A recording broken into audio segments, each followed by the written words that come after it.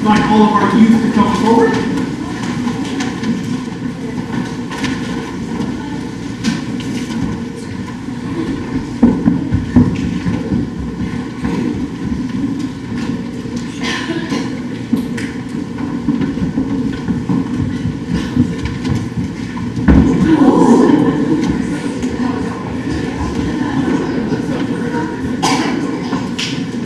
Good thing they bounce at that age.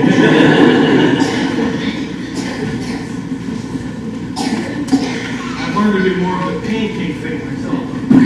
Done. Good morning. Good morning. There we go. That's a little bit better. How are we doing this morning?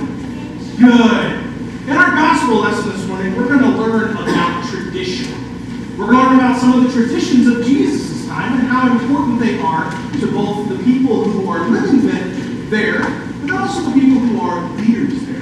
Who likes to wash their hands? You wash your hands sometimes? It's a good practice, isn't it? Something we do, it kind of gets rid of germs. What's that? I'm so glad you do that. That's awesome. But it gets rid of all those germs so we don't get sick. It makes sure that we're nice and clean, especially if we're doing other things. Maybe we go out to eat sometimes. We're hoping the people that are cooking our food, they're washing their hands too. Well, we're going to learn in the gospel lesson that even in Jesus' day, they were really, really sure that they would wash their hands. And Jesus' disciples kind of get in trouble because they're eating food, but they haven't washed their hands, they haven't washed their food, they haven't done any of that stuff. I'm so glad you did. You would have been a lot better than the disciples. I'm so glad you did. That's awesome. But today, Jesus says, you know what? Those things are important. But there comes a point in time when some of the things we do become so important, we lose focus on what they're really pointing to. They lose their purpose. A lot of those things point us and remind us that it's so good to be healthy. It's good to remember that who's in charge in some ways. Traditions like prayer and singing and going to worship, those things help us point to someone else. Who do we talk about when we come to church? We talk about God. That's right. God is the purpose of worship. God is here with us, and we get to celebrate and sing praises to God. But sometimes, when the way worship happens becomes so important, we lose God. That is exactly right. You do say a prayer before you leave. That is right. And even in worship points us to God. What?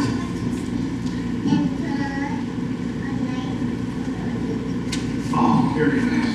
Very nice. And I just went off the light. That helps me sleep too. That's wonderful. That's wonderful. We're doing really good. So, this morning when we talk about worship, we're in worship. Worship is pointing us to God. Celebrating God and all that God has done for us. But sometimes in our lives, things get so important that they shadow over God. And what Jesus tells his disciples this morning is to be careful. To not let things get so important in our own lives that we lose focus of God. Hold on, 1 second. Let me finish my thought before it goes away. Too late, there it went. That's all right. It's such a little thing it was. I'm just kidding. When we talk about worship, worship is about pointing us to God. And when we talk about Jesus today in our gospel lesson, Jesus is reminding his disciples of what's important. What's going on in your life that's important. And he's helping them remember that it's God. Sometimes we put things over God to shadow us away from God, to keep us from God, because we find those to be more important than God. But what Jesus says today is let's not do that. Let's always remember who's the most important in our life. God and all that God has done for us. Let's pray. Dear God, we give you thanks for your Son, Jesus Christ. We give you thanks for the blessing that he is to us, the gifts that he has given us, and the life that he has won for us. Help us always to remember, as crazy as our life schedules might be, that we keep you front and center, that we keep you as the most important thing in our life. This we ask in your Son's name. Amen.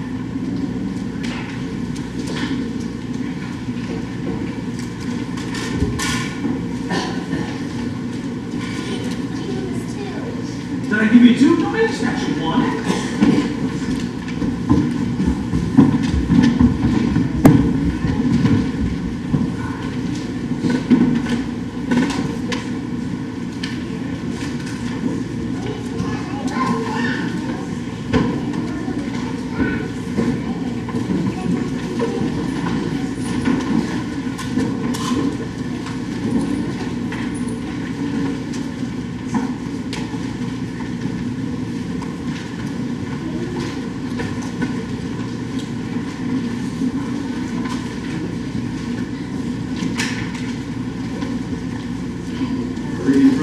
chapter of Deuteronomy. So now, Israel, give heed to the statutes and ordinances that I am teaching you to observe, so that you may live to enter and occupy the land that the Lord, the God of your ancestors, is giving you. You must neither add anything to what I command you, or take anything from it. Keep the commandments of the Lord your God, which I am charging you. You have seen for yourselves what the Lord did with regard to the Baal of Peor, how the Lord your God destroyed from among us everyone who followed the Baal of Peor. While those of you who held fast to the Lord your God are still alive today. See, just as the Lord my God has charged me, I now teach you statutes and ordinances for you to observe in the land that you are about to enter and occupy. You must observe them diligently, for these will show you wisdom and discernment to your peoples, who, when they hear all of your statutes, will say, surely this great nation is a wise and discerning people. For what other great nation has a God so near to it as the Lord our God is whenever we call upon him? And what other great nation has statutes and ordinances as just as this entire law that I am setting before you today? But take care and watch yourselves closely, so as neither to forget the things that your eyes have seen, nor let them slip from your mind all the days of your life. Make them known to your children and your children's children. The word of the Lord. Today we're reading Psalm 15 responsively. Again, in the hymnals, this will be the last red mark.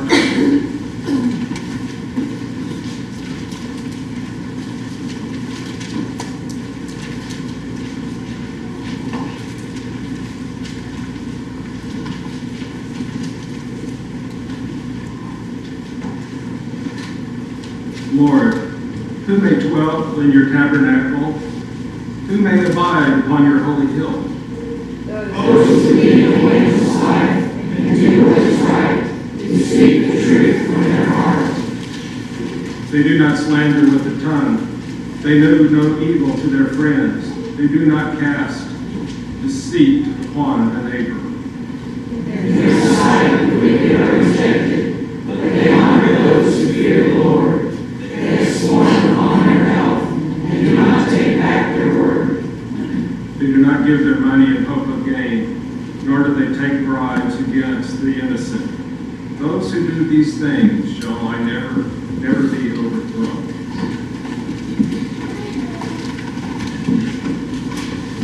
A reading from the first chapter of James. Every generous act of giving and every perfect gift is from above, coming down from the Father of lights, with whom there is no variation or shadow due to change. In fulfillment of his purpose, he gave us birth by the word of truth, so that we would become a kind of first fruit of his creatures. You must understand this, my beloved. Let everyone be quick to listen, slow to speak, slow to anger. For your anger does not produce God's righteousness. Therefore rid yourself of all the sordidness and rank growth of wickedness, and welcome with meekness the implanted word that has the power to save your souls. Be doers of the word, and not merely hearers who deceive themselves.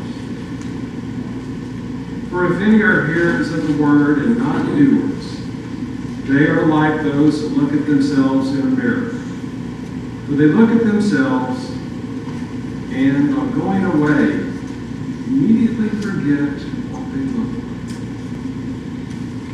But those who look into the perfect law, the law of liberty, and persevere, being not hearers who forget, but doers who act, they will be blessed in their doing. They're doing any that they think are religious and do not bridle their tongues, but deceive their hearts. Their religion is worthless. Religion that is pure and undefiled before God the Father is this, to take care for orphans and widows in their distress, and to keep oneself unstained by the world. The word of the Lord. Thanks be to God. I invite you to rise as you're able to receive our gospel acclamation, found on page 142.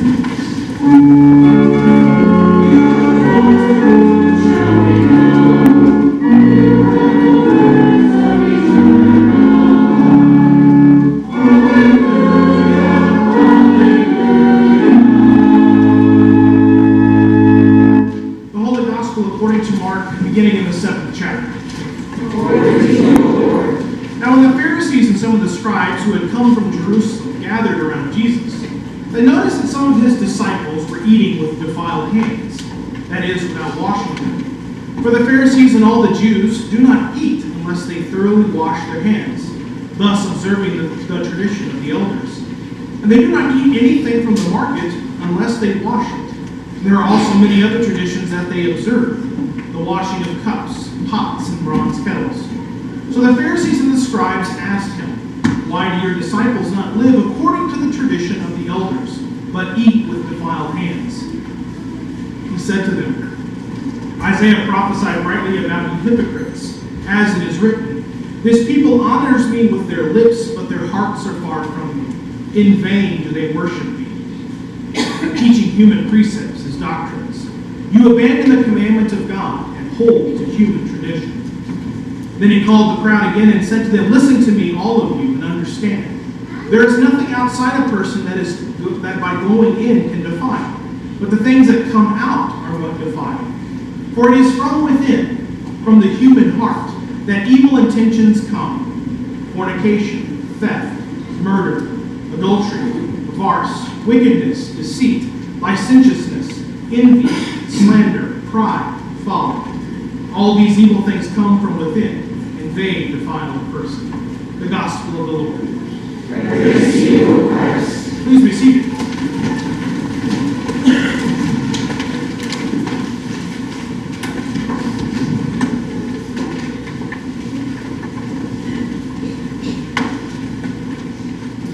There's an old joke that's told that I think if you could put any denomination in the title line, but for some reason Lutheran just works best. It reads as follows: how many Lutherans does it take to change a light bulb? One then pauses, lets the question sink in, and then responds, "Change? Change? My grandfather donated that light bulb." We laugh because we know there to be so much truth in that short phrase. Lutherans are notoriously known for being slow to change and adapt. We are fundamentally people born of and around tradition. And for better or worse, we produce generations of people that think the same way. Now, I'm not saying that is a bad thing at all. I am merely noting the fact that when someone suggests a potential change to the church, many times we assume they are making a really bad joke, they are speaking another language, or as time has shown again and again, they are responded to with, "Oh dearie, that's so cute." But it really isn't the way we do things around here.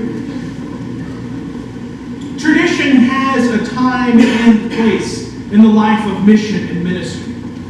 It has the ability to define what and how we do things, give purpose to the mainstays of worship and church, and provide us identity in times of loss and grief of leadership. But here comes the rub. The church that Christ has called us to be is one of active participation in faith. We are baptized in the name of the triune God so that our lives may be lived in service and praise of God, while sharing the good news of God's incarnation for the world. Now that cannot happen if we sit alone in a room by ourselves.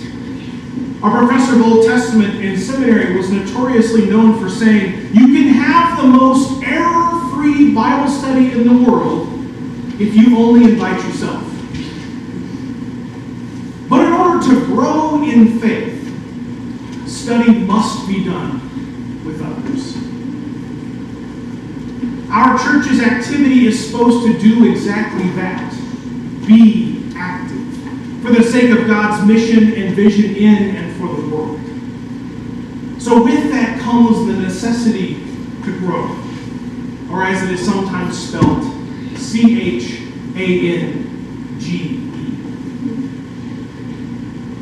When our traditions, the things we seem to hold the dearest, are made almost sacred and begin to hinder the mission to which we as baptized children of God are called, then we must ask ourselves, are those traditions truly serving their purpose? It is this question that Jesus tossed back to the Pharisees and the scribes who have come to question him. They are distraught by the way Jesus' disciples have treated their traditions of cleanliness and purity when it comes to eating. So the Pharisees and the scribes asked Jesus, why do your disciples not live according to the tradition of the elders, but eat with defiled hands? They have pointed to the traditions that have governed their way and dictated their way of life for eons. But for Jesus, they're missing the point. They have made the rule the sole source of life, healing, and forgiveness, instead of the one who gave you, God. God has been given a backseat position instead of being held center court. Jesus says, quoting Isaiah 29:13, Isaiah prophesied rightly about you hypocrites, as it is written, this people honors me with their lips, but their hearts are far from me. In vain do they worship me, teaching human precepts as doctrines.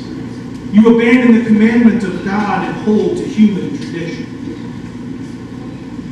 But in order to understand what Jesus is saying, we have to understand two things first. The first is the use of the word hypocrite. Hypocrite is defined as someone in a play, or someone who is acting on a street corner or in a street play, who is wearing a mask.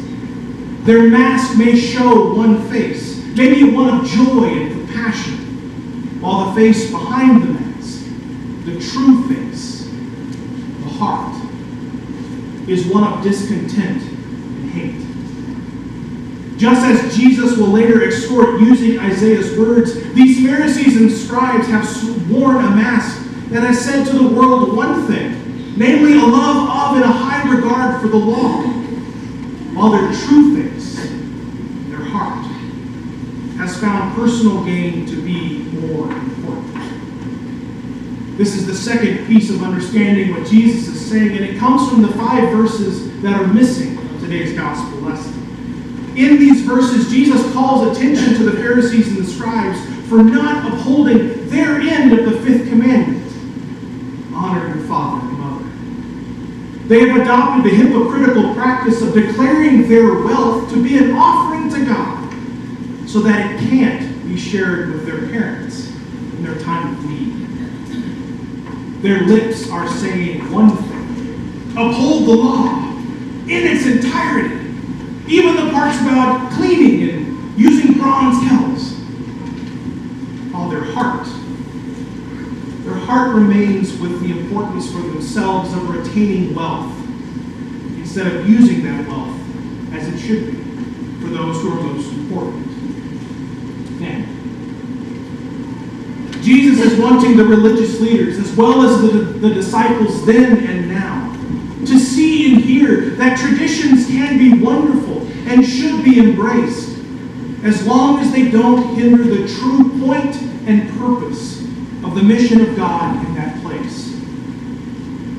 As fluid as Christ has called the church to be, infinitely more is God's Spirit at work in and among God's people. The moment traditions become more important than God's mission, those traditions must be forced to change. Because we, at that point as the church, are trying to fit God in our box. using that wonderful phrase, well, that's the way we've always done it. We've always used it at some point in time. But that statement in and of itself is no longer a valid argument, because the church isn't even the same since that phrase was last uttered. Just think. On Tuesday of this last week, the Dow Jones Industrial Average dipped over 1,000 points in its opening minutes. That's the largest intraday drop in the Dow's 133-year history. Has the world the church is called to serve, and that the church is called to do mission and ministry in change in that one event? More than we will realize. As many families and individuals panicked, sold their stock, reducing their future income, and now their lives have been changed forever. Since the ELCA formed in July of 1988, 500 brand new mission starts have been formed, and they continue to thrive as vibrant, yet sometimes very diverse congregations. Since that exact same moment in the church's very recent history, 200,000 Lutherans have walked away from their church. Maybe not necessarily from God, but have walked away from their church. Has the church been forced to change because of shrinking numbers? Of course it has. In both sad and wonderful ways. The church itself continues to change because the people of God that God calls to lead it, worship within it, and proclaim the good news through it are never the same. If we don't, as a church of God and a living and breathing part of the body of Christ, change and morph in that mission God is calling us to, then what is our purpose? What is the point of Huddle Lutheran Church being here? If we are not willing to let go of some of the traditions to make way for new ones, then I can guarantee the church won't keep up. So we return to Jesus' statement to the Pharisees and the scribes. This people honors me with their lips, but their hearts are far from me. In vain do they worship me, teaching human precepts as doctrines. You abandon the commandments of God and hold to human tradition, as Jesus calls these elders and leaders on the carpet for their actions. When our traditions are made almost sacred and begin to hinder God's mission to whom we as baptized children of God are called to, are they truly serving their purpose? It's difficult to think of what might be hindering our mission in this place, because it might mean letting go of what we hold as a tradition, a sacred stepping stone. But just as the stones of life's walkway have gotten us this far in good time, to pick them all up and carry them with us is a crude understanding of the new creation God through the Holy Spirit is creating before us. So let us set some of those stones of tradition down as a foundation from which to take our next steps together in faith, and not carry those stones as battle mementos. May God, the Creator, who is continually active through the Son, the Redeemer, and through the Spirit, the Sanctifier, keep our hearts and our minds poised and focused on God's mission for the church